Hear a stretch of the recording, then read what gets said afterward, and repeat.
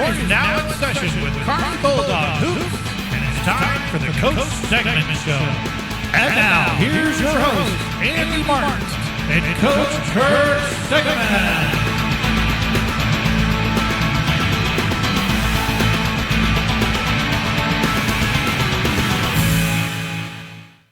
Hello and welcome in to the Coach Stegeman Show alongside producer-engineer Brian Watts. I'm Andy Martens, and this is the post-Thanksgiving preseason, ready for the regular season Coach Stegeman Show, and we have a lot to discuss today and not very much time, so we're going to get straight to it. Welcome in, Coach Stegeman. How are you? I'm doing well. How about yourself? How was your Thanksgiving? It was good. Good. Got to spend some time with the family and got away for a couple days and now back at it and ready to roll. Excellent. So you've had a busy preseason, the turkey tip-off, the jamboree, the Special Olympics jam. If you want to talk about any one of those in particular or just in general, how did your preseason go? Are you pleased with how the program is shaping up? I think so. All the events went well.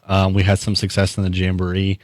Kids played really hard and I thought did some good things. And, you know, with that, we finally have some film on things that we can start correcting. And no, I think it went really well. We went 3-0 in it, but, you know, there's 6-minute quarters and we only play a half. So it's a little bit different, but just a little success right there is nice to have. And to go in this season, turkey tip-off went really well. The community did a great job coming out and supporting the basketball program. And Special Olympics should be going really good. Excellent. Well, we're starting a new season. Now the second phase of your basketball season is getting ready to start. And I wanted to go a little bit back in time, and I want to play some audio because you always remember two things about a season, right? You either remember the last game you won, which would hopefully be a state championship, or the last game you lost. You never forget those. So the way last year went down, I'm sure you don't forget it, but I wanted to play a clip how the season ended. Gotcha. Here comes Eli Wyckoff with the ball. Over to Thompson on the left wing, being guarded by Decker Hansen. Here's Thompson with a big three and hits it. 20 seconds left to go. Thompson hits the three. Panthers with their first lead of the game. Here comes good drive by Brennan Watkins. Up and scores. Brennan Watkins with 10 seconds left off glass with the dish from Gavin Frizzell. Brennan Watkins with a nice baseline drive. 1 point lead for Kearney and a full timeout by Kearney. And we'll take it with them so we can take a breath. You're listening to Bulldog Basketball on 102.7 FM, KPGZ. Welcome back to the Fieldhouse, and what a back and forth last minute of this game as Oak Grove briefly took the lead with a big three from the left corner from Tully Thompson.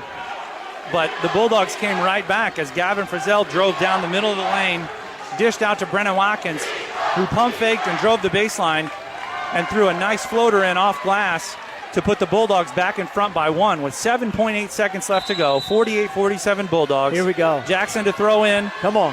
Here's Wyckoff. 5 seconds. 4. Wyckoff down.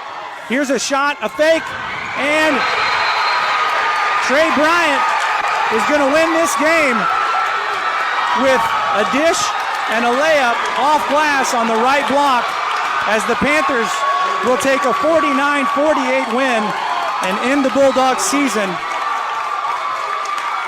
as Oak Grove comes in and steals a game away from the Bulldogs on a last-second shot as the ball bounced around and ended up in Trey Bryant's hands, and he scored off glass for the 1 point win, 49-48 Oak Grove.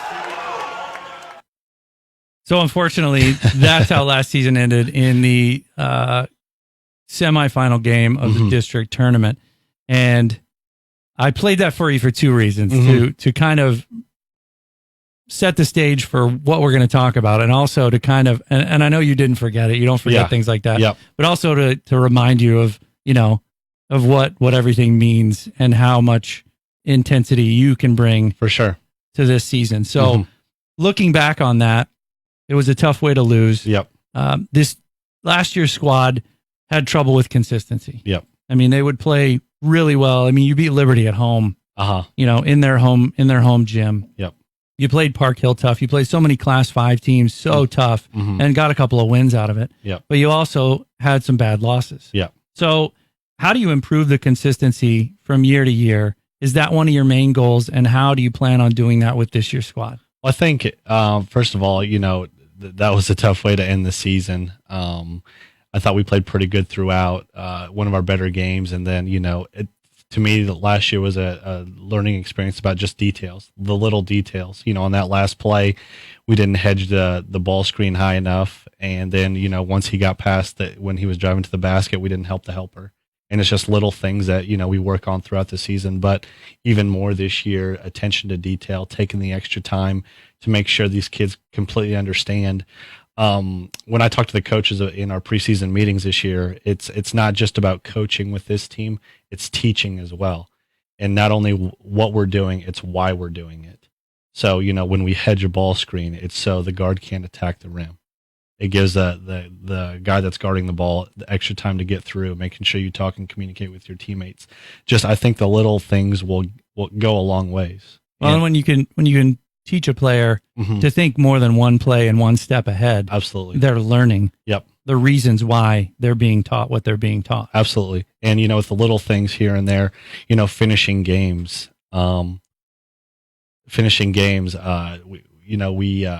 we lost 8 games by 6 points or less. And, you split those in half. Instead of going 11-16, you go 15-11. You win all 8 of those games, and it's a 20-win season. So that's how small the little thing, or how big the little things matter.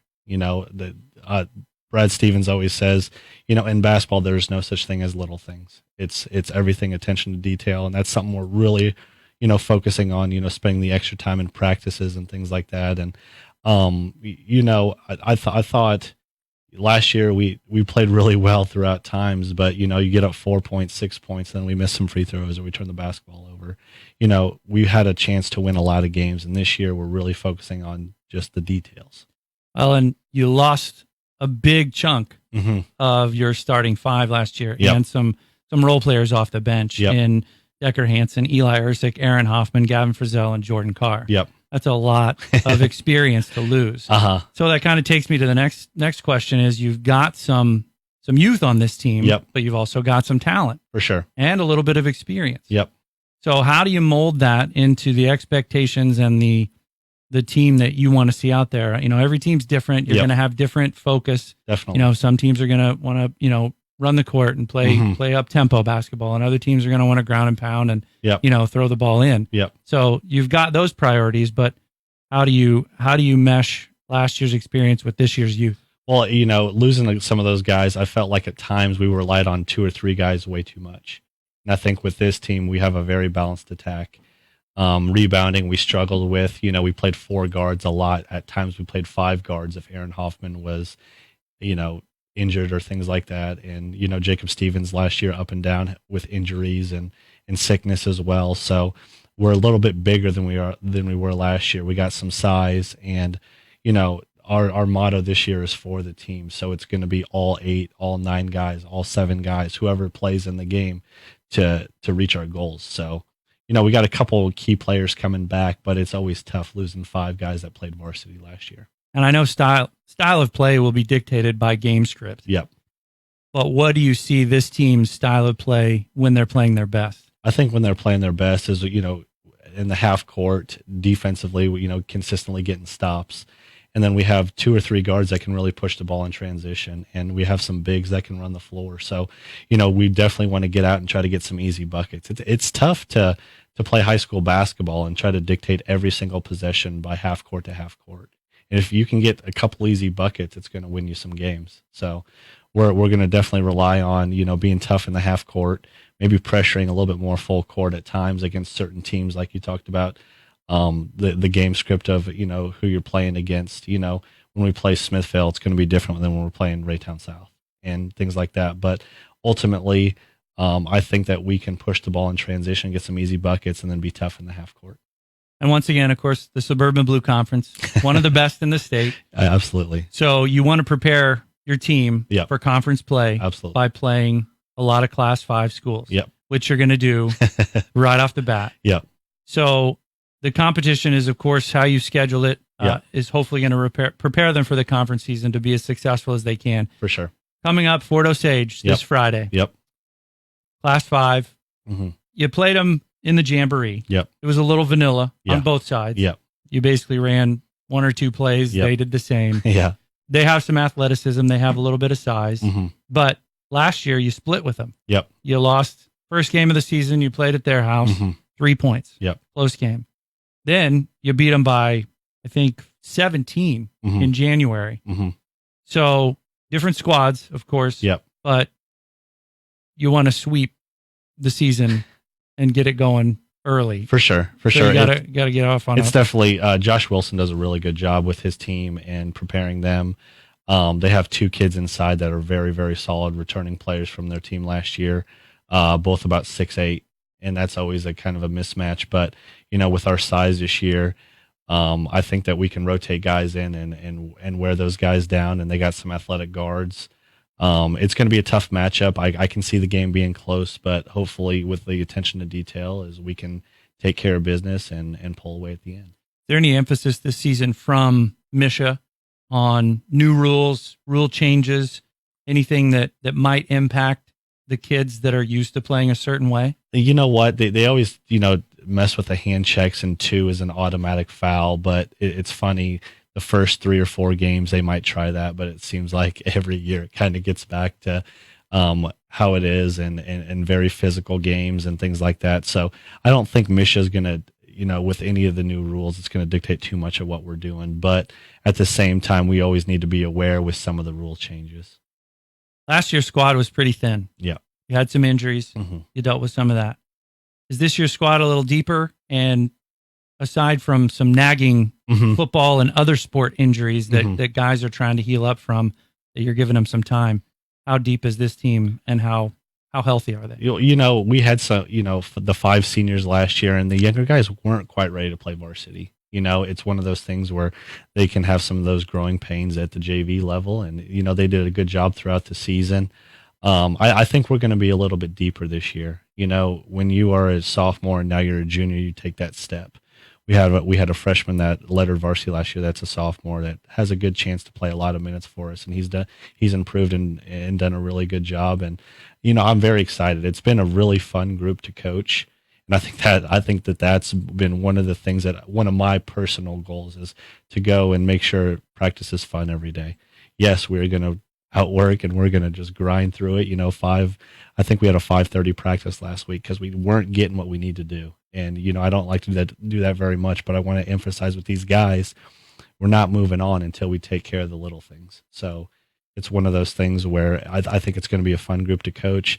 We do challenge ourselves with our schedule. I think it's really important because once you get to district play, you've seen everything that you can possibly see throughout the season.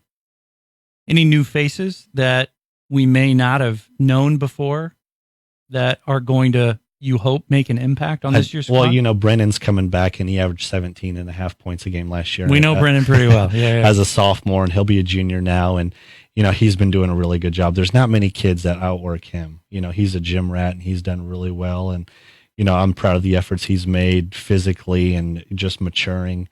From last season, and his role is going to change more, and he's going to be that leader for us. And we have a lot of guys I think that will step up. Ryan O'Connor is now a senior, and he's done a really good job. Wyland Dew, Drew Gentry, Cade Schwarzenbach, Ashton Holloway, Jacob Stevens. I mean, it's kind of a lot of new faces at the varsity level. But what I like about this group is they are unselfish, and it's not going to be 1 or 2 guys that's going to win games for us. If one of these kids have an off night, I think one of the other kids will step up. How long do you think it will take them to mesh together, or do you think it's already starting to happen? Jacob Stevens is just coming off he had 2 MCL sprains throughout the season. He just started practicing this week. I don't think it's going to take too long to mesh. But what's really nice is these guys have bought into for the team, and understand for our team to be great is you're going to have to sacrifice a little bit of individuality to make it the sum of the parts better. So I'm really excited about this group of kids. They've worked really hard throughout the spring, summer, and fall. We've had some weeks to get prepared and ready, and you're not quite ready for this season always when it comes around, but I think that the kids are pretty prepared in what we're trying to do. we're adding things slowly but surely. You know, like I said, we don't move on. We don't move on to new offenses until we get the little things down and those stuff we've done in the past. So kids have been working really hard, and it's been a great and fun group to coach. Yeah, it's fun to see when they do mesh and they have that game where it clicks. For sure. And whether it's a last second bucket or a play run to perfection. Absolutely. And the light bulb goes on. I know it's fun for the kids, but it's especially fun for you as coaches. Absolutely. Even in the Jamboree, you know, we came out a little flat against Oak Grove, and, you know, it's just a small sample size, but I think it was 6-6 at the end of the first quarter. Brennan hit a shot to tie it up. And, you know, in that second quarter, at the end of the that second quarter, it was 21-9. So we played really well. I think we won 15-4 that second quarter. And I think we put stretches like that together. The one thing that I continue to talk to kids about is when you hit adversity, you know, it's going to happen. And basketball's a long season. In every single game, you know, you can't put your heads down. Body language is so important. And that's something I think that we're going to learn and grow from game 1 to game 25. We're looking forward to seeing that. Yeah. And hope it happens sooner than later, right? Yes. So this Friday, Fort Osage, coming to the field house. If you can't be there, you can listen on the TuneIn app or the My Tuner Radio app, or you can listen at 1027carneymo.com. So please tune in if you can't be there. I believe the KBBN might also be broadcasting it on the internet. So look for that too if you want to sync up the audio of KPGZ with the video. You can watch it along. Nice. But definitely come out or listen if you can't. Yep. So moving on, the Liberty North Invitational. Yep. Another stacked field of teams. And I have the bracket in front of me. I was looking at it before we started the show. And you've got the runner-up in Class 5 in Kansas last year, and Baser Linwood, who was the defending champion from last year of this tournament. Liberty North, 17th overall in Class 5 in Missouri. Yep. Only 2 Class 4 schools, Kearney and Southeast, I believe. Then you've got Lee Summit West, St. Joe Central, Park Hill, and the opening game for the Bulldogs on December 10th. And the tournament runs from December 10th to December 13th. We play St. Thomas Aquinas, a Kansas Class 5 school, who I'm not very familiar with, but they are typically pretty good athletes. Yes. And being a Class 5 school, they're going to have a little more population to pick from, and private school too, talent. So yeah, they probably have some decent opportunities to get in the gym and get better and improve. How do you see this tournament looking for your team? Is it going to be an opportunity to see how we match up, or is it going to be an opportunity to see if we can win it? Well, you know what?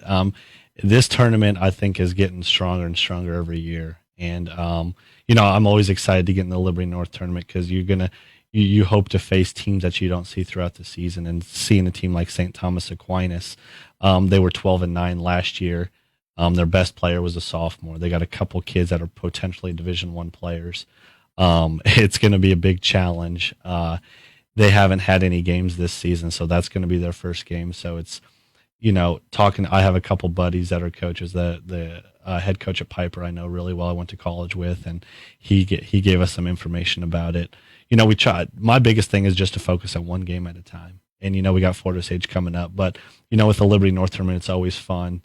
Our goal is to always get on the right side of the bracket. You win that first game, you know, you got a chance to face Park Hill or St. Joe Central. It's going to be tough every round, no matter what. Anything can happen. Yes, anything can happen. And, you know, it's one of those things where, you know, it's right down the road too. The girls are in it as well, and they've always done a really good job and had a lot of success in there. So we're hoping to advance to the right side of that bracket.